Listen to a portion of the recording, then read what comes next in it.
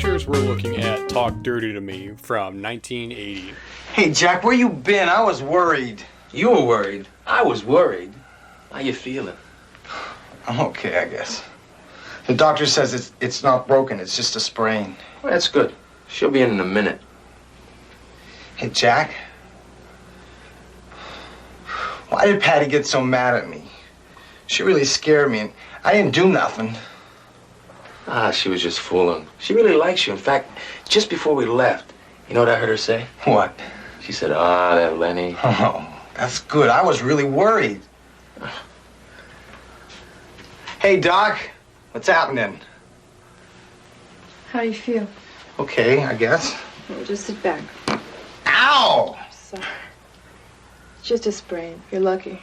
Wow, that was a close one. I can't see you until 5 today. So?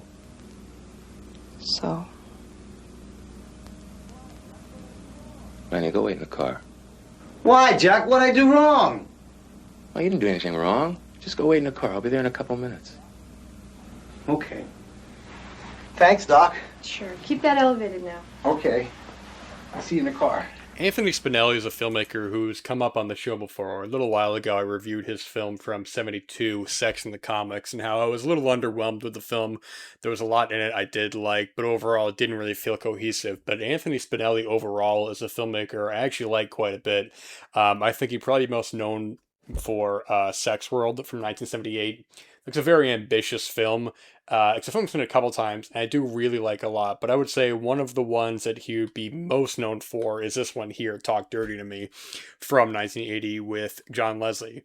And actually, I also wanted to mention, I just recently watched for the first time High School Memories from 1981, which was a VCX title, and that was very good as well. High School Memories, I actually want to review on the show at some point, but overall, I do think from what I've seen of Anthony Spinelli's films, he is a very good filmmaker. I hadn't seen Talk Dirty to Me before. I know he had been synonymous with not just him and his filmography, but also with John Leslie. It's a film that has a lot of sequels, which I'll talk about there. I'll talk about later. It has some spin-offs, but going into it, Talk Dirty to Me primarily stars John Leslie as this character, Jack. And Jack is a very charismatic, very motormouth kind of guy where he's someone who is very easy with the ladies. He knows what to say, who to go after. He has this whole kind of psychology behind it. He hangs out with his friend Lenny, played by Richard Pacheco, and their back and forth is pretty great. Right off the bat, what you get from the first, I would say 5-10 minutes of the film, is just the really strong direction by Anthony Spinelli. The fact that he is able to so well direct Leslie and Pacheco, they're back and forth, they're hanging out on the beach, they're talking about ladies and all that. Pacheco's character, Lenny, he's very timid. He's really, he's a little, you want to say slow, not in a demeaning way, but he's slower. He's almost kind of like childlike, In some ways, this reminded me of something like House on the Edge of the Park by Ruggero Deodato, where you have David Hess and Giovanni Ribisi's character. And in that film as well, David Hess is that lead sort of charismatic and sort of like get his way into anywhere he wants to, whereas Radici is sort of going along for the ride. But right off the bat, I think their friendship is very well done. They have a great scene with Anthony Spinelli, who actually cameos in the film. They're at his little food stand. And even the directing there, kind of the over-the-shoulder sort of camera shots, that's something that you would expect a lesser filmmaker to just have a standard sort of setup with the camera. You have your two characters on the left, you have a character on the right, and you have the dialogue in that scene. But it's all very well edited together. And the editing in this was done by, let me get the name up here. It was by Tim McDonald, who actually directed For Services Rendered, which I talked about in the show a little while ago. I reviewed that. And he had edited Talk Dirty to Me, Talk Dirty to Me 2, Matinee Idol, For Services Rendered. But there is one thing I think when it comes, is like a little note when it comes to looking up some information about adult films on IMDb, is that it's not always accurate. I was talking to Rick Marks a little while ago, the co-writer of Roommates, collaborator with Chuck Vincent. He's done a whole bunch of work, and he was talking about to me that there's a lot of stuff that he's credited for on IMDb that isn't accurate, that he wasn't involved with. So somebody more knowledgeable than me can vet a lot of the what is true and what isn't. But at least from here, the editing in this solid. It's solid right there. It never feels lazy. It always feels like not only the camera knows where to have these actors, but also how to keep the situations interesting, how to keep them going. Like the whole conversation early on the beach, it's kind of silly. It's kind of whatever, but it's all well done. It's right off the bat. I keep saying right off the bat. Good lord, but it all feels very well put together. But we also have a great cast in this as well. I want to mention the cast. Jesie St. James is in this. Juliet Anderson, Cris Cassidy. It's a good cast overall that's all anchored by John Leslie. He's a very good lead in the film, I gotta say that. And I think he became somewhat synonymous with this series because I haven't seen the sequels, but I think he's in like 2 and 3, and he might be, I think, in 5 as well. He's in a handful after that.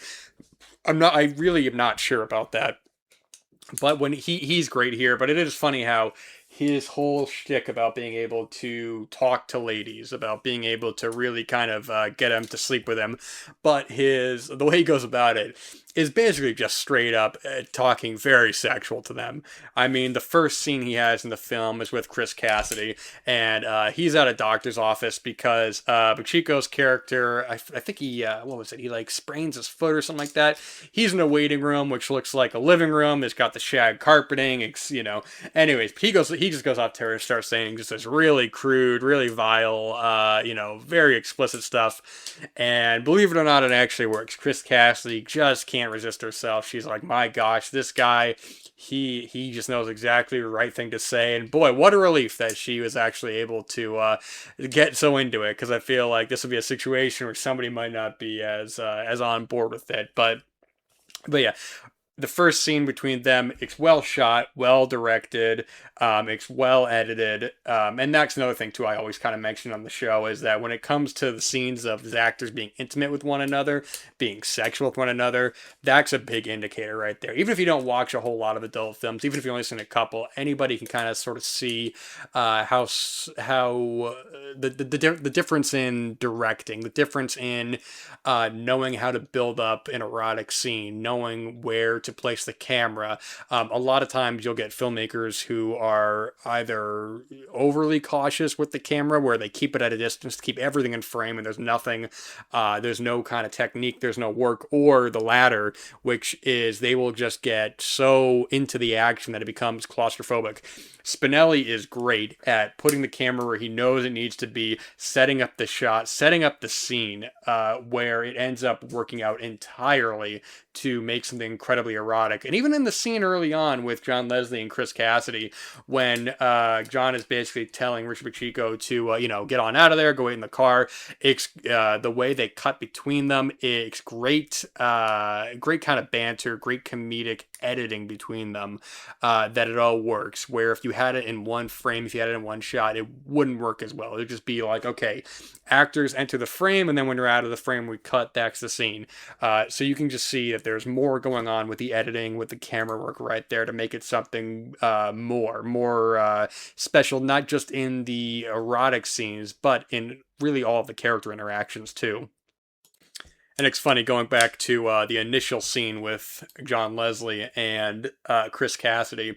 Pacheco's like, "Man, you got to teach me your style. How do you do it?" And I'm laughing. I'm thinking like, well, a style is basically just saying the craziest, crudest things to them, but it works. I mean, their characters, they feel like with Leslie. I mean, he is kind of a slimy sort of guy. He is very, his main priority is going after these girls. But you get the sense he really does care about Pacheco's character. There's one point, really in the third act of the film, where they're both are basically going to be able to score right there with two of the actresses.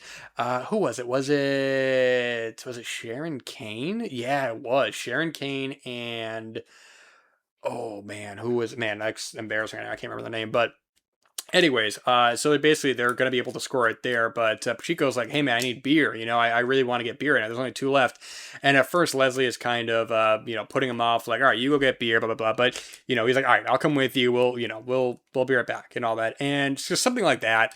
I mean, the you get the sense of, like, funnily enough, like when I'm talking about House on the Edge of the Park, where you have these characters. I mean, in that film, obviously David Hess is more of a villain. And I mean, obviously he's going after to terrorize these people, but even amidst all of this action that's going on, he is looking out for this other character who is with him, who is like a brother to him. He's very, he is very not necessarily slow, but he's a little slower to kind of get to the point. And Leslie is able to sort of help him along the way and sort of teach him his ways in a way that feels very earnest, very heartfelt.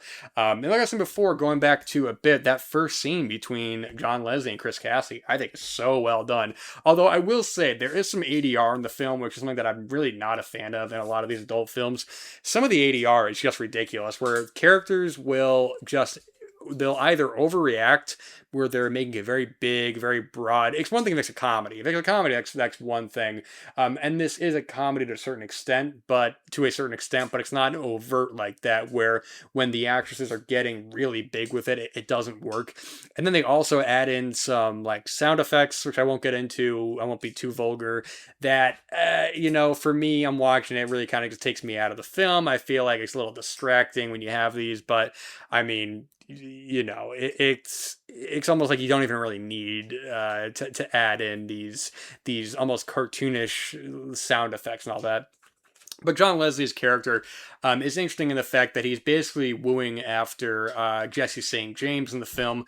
He sees her at a movie theater, and it's great to see movie theater from. I mean, this was released in 1980, but I believe it was filmed in 79. Don't quote me on that. But I actually wrote this down. It was outside of where is it? The Castro Theater in San Francisco. The film is unquestionably shot in San Francisco. It shows these great exteriors. He goes to the cinema. You see all these posters for all these older films, and he's impersonating Jimmy Stewart. He's quoting all these films. Although it was funny because at one point he quotes Casablanca and he gets the quote wrong. I forgot what it was he said exactly. Now in 1979, obviously it's not like now. It was trickier to rewatch a film that is not in immediate circulation.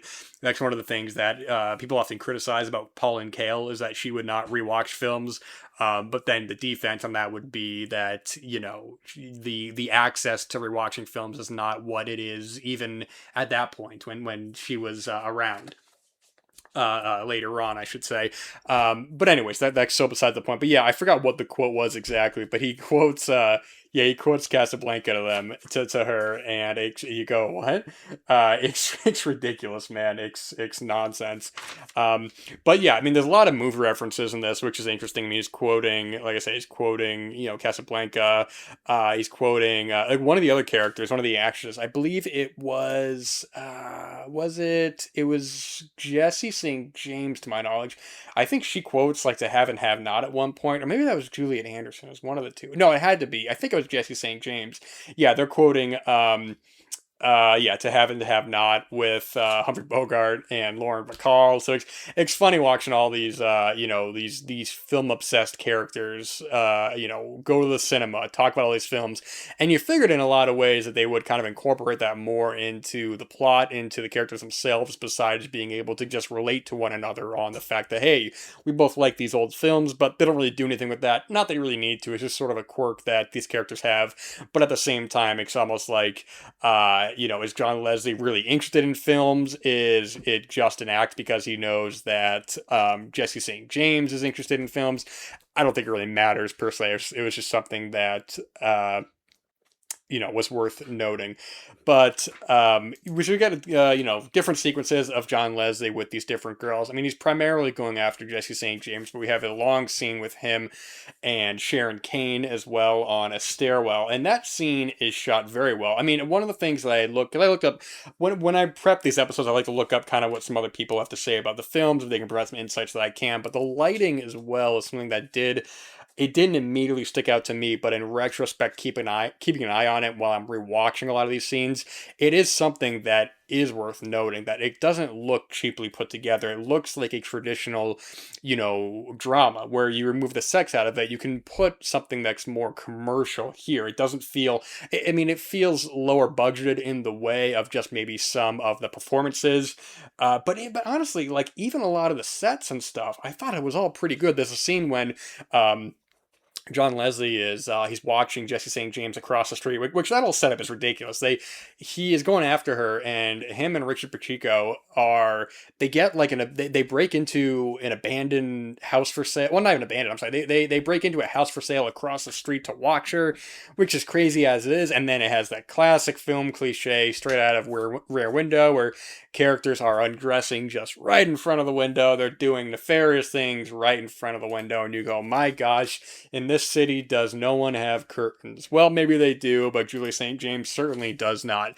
And coming from the title, Talk Dirty to Me, there is a lot of dirty talk in this. I don't know how much of this was improvised or not. With Anthony Spinelli, I kind of assumed that maybe it wasn't. But yeah, John Leslie is constantly just saying these wild, sort of vulgar statements. Even when he's watching Jesie St. James across the street, he's talking to himself. And, in a lot of ways, it doesn't feel improvised because it feels too, he's not repeating himself, he's not stuttering. Like sometimes when you watch some of these films, or you watch like maybe some of the later stuff that like Jamie Gillis was doing in the 90s, when he was doing a lot of like dirty talk into the camera towards the women, he was repeating himself a lot. I remember when I was reading the translation of or not the translation, the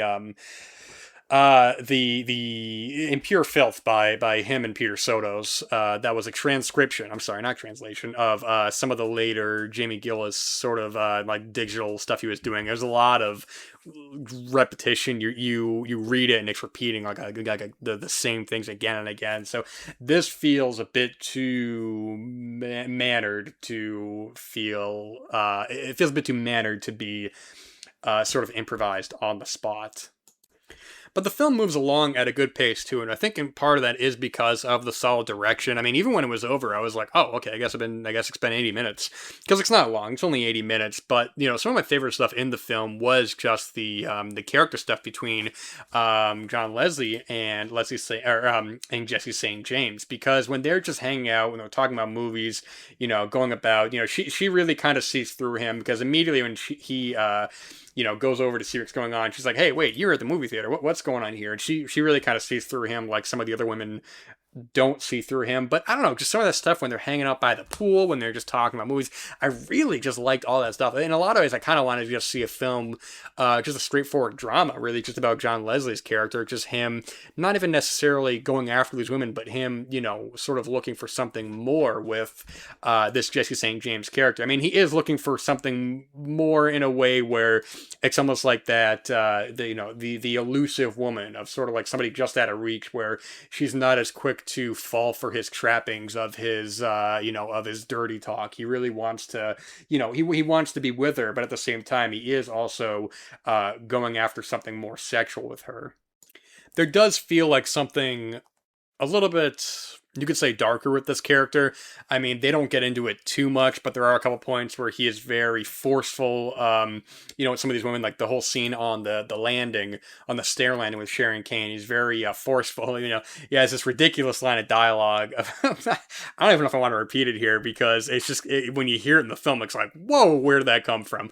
But basically, he says some wild dialogue to her that it was so out of left field that it made me laugh. It was actually funny. And actually, there's one point where he yells at Dorothy LeMay, and he's like, "Hey, watch your fucking mouth!" He like gives like, "Whoa, where did that come from?"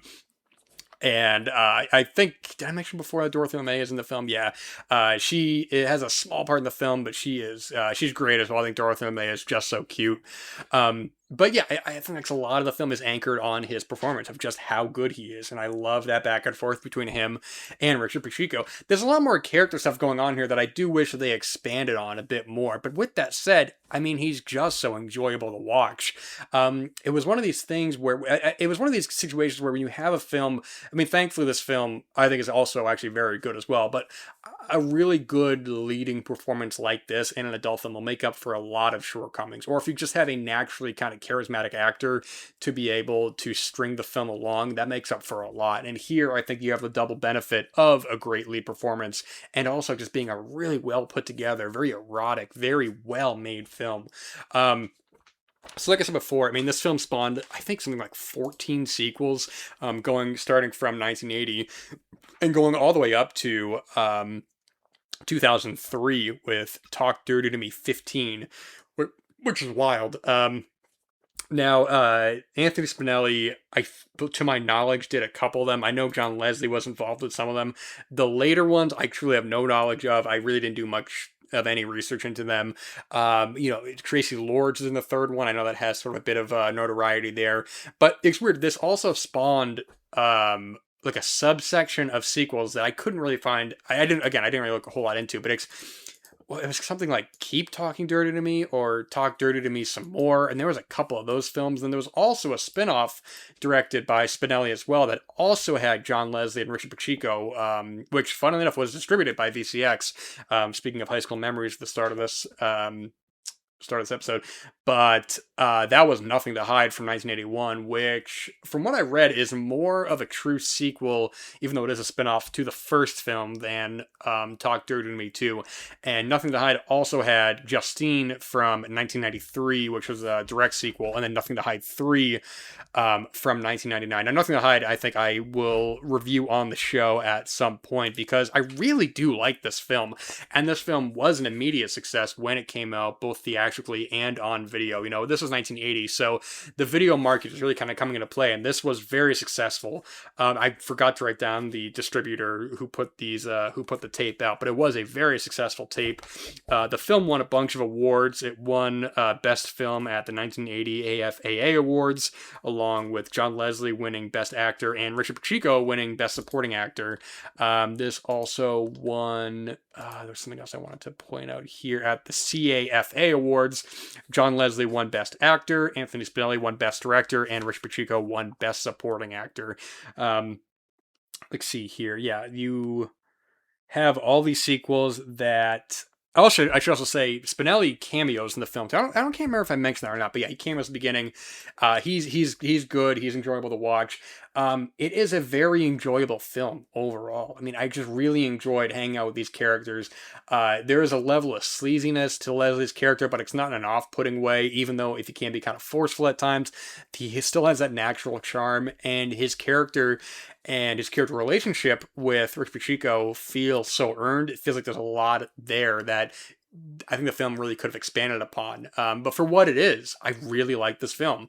I know this is considered one of the key kind of films from the Golden Age, and rightfully so. It's very well directed, well lit for the most part. I will say there were a couple times where there is that traditional sort of adult film lighting where the lights are so bright that the shadows just kind of bounce off the wall. Like at the end when it's the four of them of, Rich Pacheco, John Leslie, Dorothy LeMay, and was it Sharon Kane? Yeah, I believe it was. Some of the lighting there is kind of crazy, where there's just like this giant shadows on the back wall where you go, okay, yeah, this is adult film lighting. But overall, really good film. I'm going to be curious to watch some of the sequels. I will check out at least Talk Dirty to Me 2, as well as Nothing to Hide, and I may end up even reviewing those on the show. And speaking of which, that'll bring us to the end of our episode. It's the first episode in a little while, but I appreciate you guys listening. Yeah, I was really happy to finally watch this. This has a DVD right now, no Blu-ray or 4K, but, we'll see what happens with that. But keep an eye out on it. I really like this film. So that'll do it for this episode of Peephole Pictures. Thank you guys so much for listening, and until next time.